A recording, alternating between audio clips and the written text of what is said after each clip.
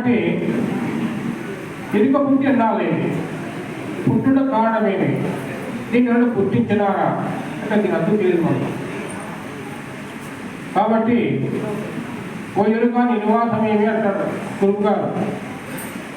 నా నివాసం బయలు అనుకున్నాను అంటుంది ఎరుక. నీకు తల్లిదండ్రులు ఉన్నారా అంటుంది, ఉన్నారు అంటుంది. ఎవరిని తల్లిదండ్రులు అంటే నా దేశమే నాకు తల్లి, నీకు తండ్రి, నా ఎరుకే నాకు తండ్రి అని అంటుంది. మరి నీకు చుట్టాలు ఉన్నారా అంటుంది, ఉన్నారంటుంది. ఎవరు? కలలో వచ్చిన బంధువులు, వాళ్ళంతా ఉన్నారా? నేను అప్పుడే రచించిపోయినాను అంతా, అప్పుడే రచించిపోయినాను. మరి నీకు ఎరుక మరుపులు సహజమేనా? ఎరుక మరుపులు దేని వల్ల కలిగినవి అంటాడు అంటే దేహం వల్ల కలిగినది అంటాడు. ఆ దేహం ఎవరి వల్ల కలిగింది అంటాడు? పంచభూతముల వలన కలిగినది అంటాడు.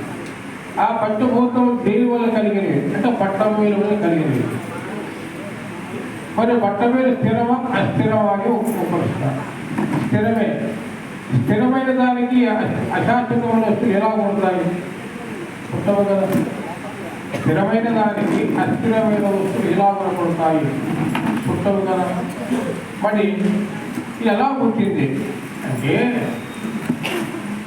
అమూలం నగరం చేయవ, అమూలం నగరం చేయవ, అమూలం భూపతి స్థల, అమూలస్సు భవేన్మంత్రి, అమూలో పుత్ర పౌత్రాధికం, అమూలో పుత్ర పౌత్రాధికం, అమూల గురు సాక్షాత్ భవే రూపం నష్టం. ఇప్పుడు ఈవేళ అంటే ఇప్పుడే మనం అనుకున్నప్పుడే ఒక నగరం వచ్చింది. ఇది లోతుగా విచారించినటువంటి వారికి పరిపూర్ణ పోదంటే జ్ఞానాజ్ఞాన రసం పరిపూర్ణ పోద. అచల బోధ అంటే చరించని వస్తువులు చూపించేదాన్ని అచల బోధ అంటారు. ఇది ఇంపార్టెంట్ దీనికి పరిపూర్ణమైన సిద్ధాంతం. కాబట్టి ఇప్పుడు ఈవేళ అమూలం నగరం చేయవ, ఇదే లేదు నగరం వచ్చింది. మరి మూలమే లేదు, మంత్రి వచ్చినాడు. మూలమే లేదు, పరివారం వచ్చింది. మూలమే లేదు, పుత్ర పౌత్రాధికారులు కలిగినాయి. మూలమే లేదు, గురుడు వచ్చినాడు. మూలమే లేదు, శిష్యుడు వచ్చినాడు. విచారించినాడు. అందువల్ల నా గురుడు శుద్ధు సత్యం, నా గురుడు శుద్ధు సత్యం. నేను తెలుసుక సత్యనాడని నిశ్చయించదు. ఏ గురు శిష్యుడు లేనిది ఆగమములలోన రహస్య పరం విజయ సుఖ. ఇది బోధ వినడానికి సార్థకత ఉంది. నా గురుడు శుద్ధు సత్యం, ఆయన వెళ్ళిపోయినాడు. నేను తెలుసుకొని చచ్చిపోయినాను. ఏ గురు శిష్యుడు లేనిది పరిపూర్ణములకు ఏ గురు శిష్యుడు లేనటువంటి దాన్ని ఓ కలలో గురు సంవాదం వచ్చినారు. అందువల్ల నే పెద్దల చేవిన్నది నీపై దయబుద్ధి చెప్పబోనిది, నీకా పద్ధతులంతా విని ఏ పద్ధతి కాశపడవు. ఇది విలువకుని అంటారు. కొంతమంది ఏమి రాసినారు అవన్నీ మనకు అవసరం లేదు, దానికి మనకు ఇష్టపట్టాలి. కాబట్టి నేను పెద్దలకి విన్నది ఏమి విన్నాను? ఈ సాంగోపాక విన్నాను. ఇది ఎట్లా వచ్చింది? అది ఎవరి వల్ల వచ్చింది?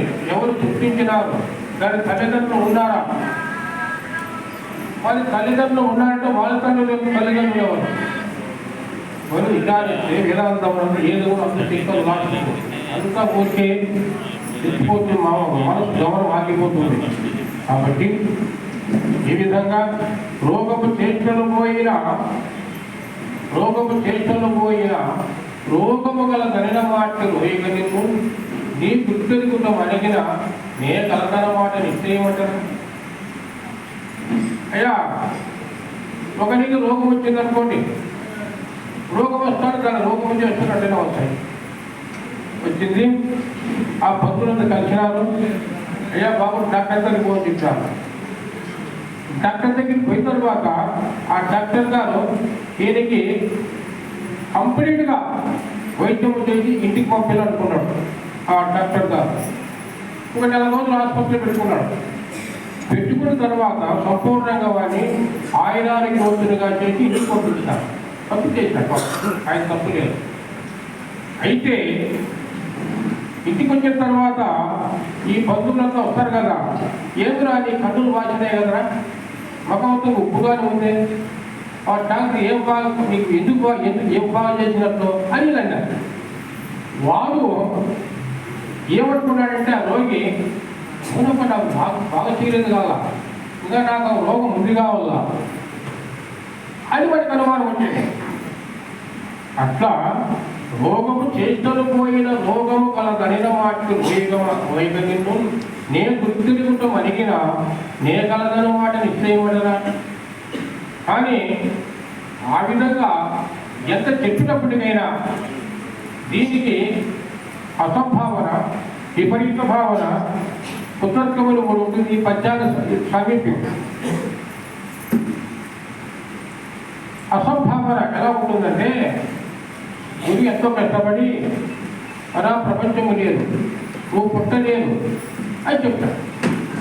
చెప్పితే వాడు ఏమనుకున్నాడు, ప్రపంచం ఎట్లా లేదు, ప్రపంచం నాకు అంత కనపడతా ఉంది, ఎందుకు చెప్పింది గురువు నిజమా అబద్ధమా అని సంశయించడం అసంభావన.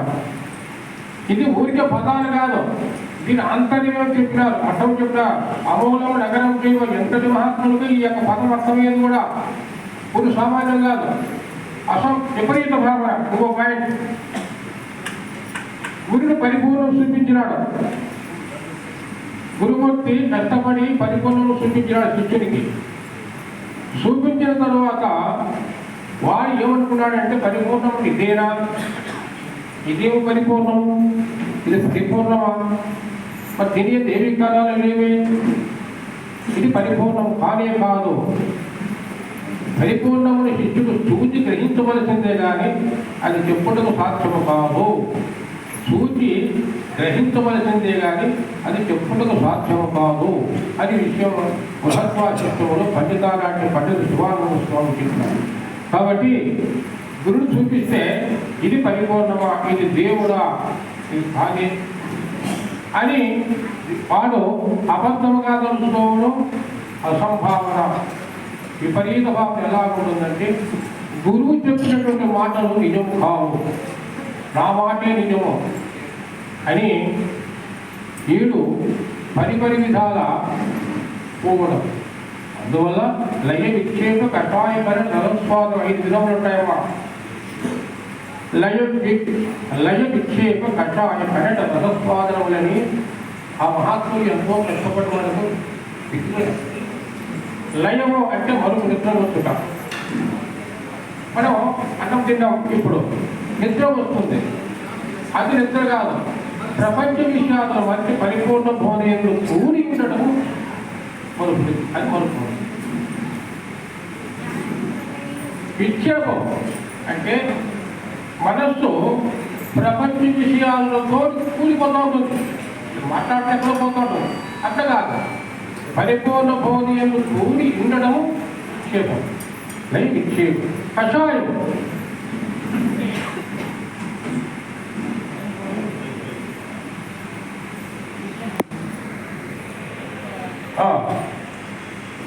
లయ విక్షేప.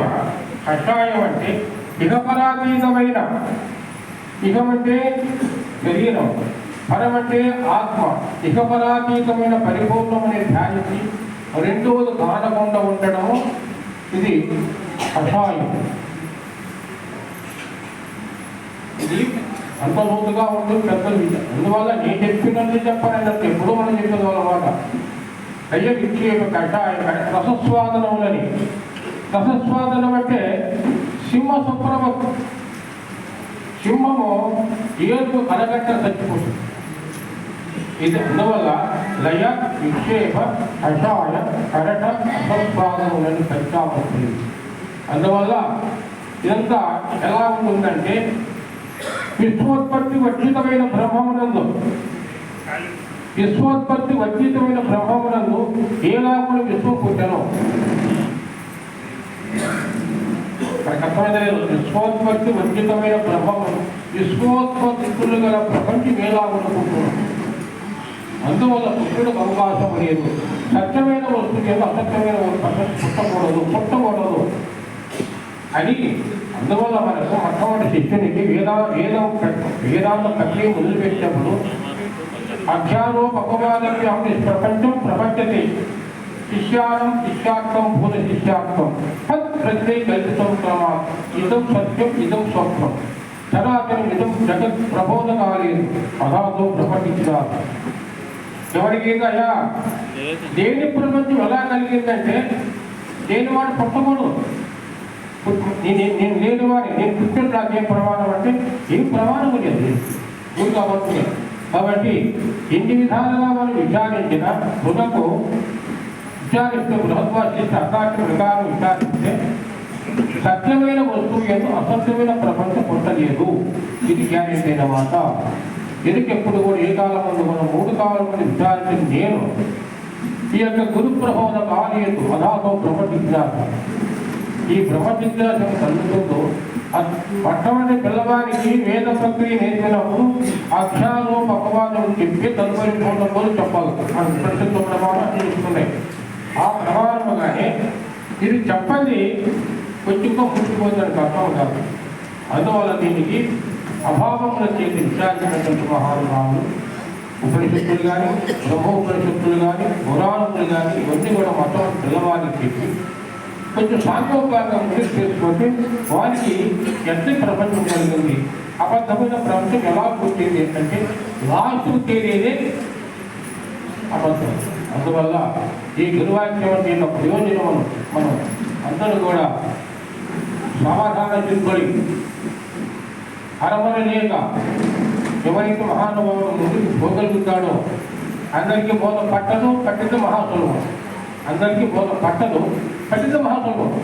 వాడు ముందుకు పోగలడు. కాబట్టి ఇప్పుడు ఒకడు కాశీకి పోతున్నాడు అనుకోండి, కాశీకి పోయే వారికి ఎంత పోతుంది కాశీ అంటే ఎంత పోతుంది పోరానే చెప్తాడు. వాడు కలవలో చెప్తారు కాశీకి పోయితే ఒక వాక్యం చెప్తాడు, అంత గురువు ఒక మాట చెప్తారు. కానీ గురువు కట్టే ఒక మాట, దీనికి శిష్యుడు కట్ట 99 భాగాలు ఉండాలి. వీడు నేర్చుకోవాలి, శ్రమించి పైకి పోయి ఈ మార్గం కావాలి. అందువల్ల అందరూ కూడా లవణమంత బోధ అన్నమంత మరణం, కాశంత బోధన ఇంత మరణం చేయాలి మనం. కాబట్టి ప్రతి ఒక్కరు కూడా ఈ యొక్క తిరువల్లూరు పట్టణానికి మరి కార్యకర్తలకు, ఈ సభాసకులకు, ఈ వేదిక పైన ఉన్నటువంటి పెద్దలకు మరి ఇటువంటి లోకోత్తరమైన ప్రశ్న